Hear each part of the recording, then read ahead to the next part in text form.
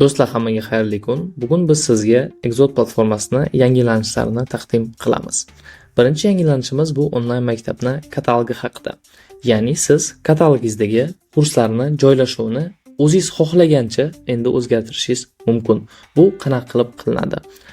Ushbu sozlamalar tugmasini bosamiz va endi siz kurslarni joylashuvini o'zingiz xohlagancha qo'yishingiz mumkin.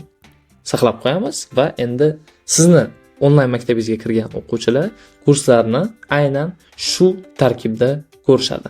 Keling endi ikkinchi yangilanishga o'tamiz. Bu yangilanishda siz video darslaringizga yoki audio darslaringizga time kodlar sozlashingiz mumkin. Bu sizni o'quvchilaringizni diqqatini jalb qilishga yordam beradi va ularga video dars bo'yicha ko'rsatma beradi. Keling qanaqa qilib sozlashni ko'rib chiqamiz. Mahsulotga kiramiz va qandaydir bir kursni tanlaymiz. Masalan, shuni darsni tanlaymiz va ko'rib turganingizdek video darsimiz bor. Endi biza tahrirchi blokini bosib sarlavhasini kiritamiz.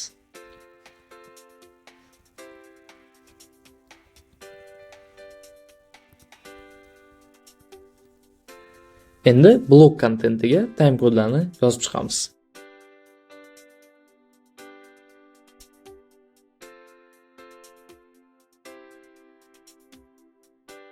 Keling endi o'quvchi buni qanaqa qilib ko'rishini va qanaqa qilib ishlatishi mumkinligini kuzatamiz. Oldindan ko'rishga bosamiz.